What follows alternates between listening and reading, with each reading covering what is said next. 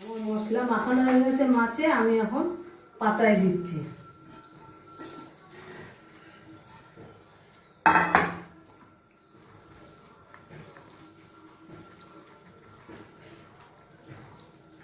পাতায় দিয়ে এটাকে আমি আবার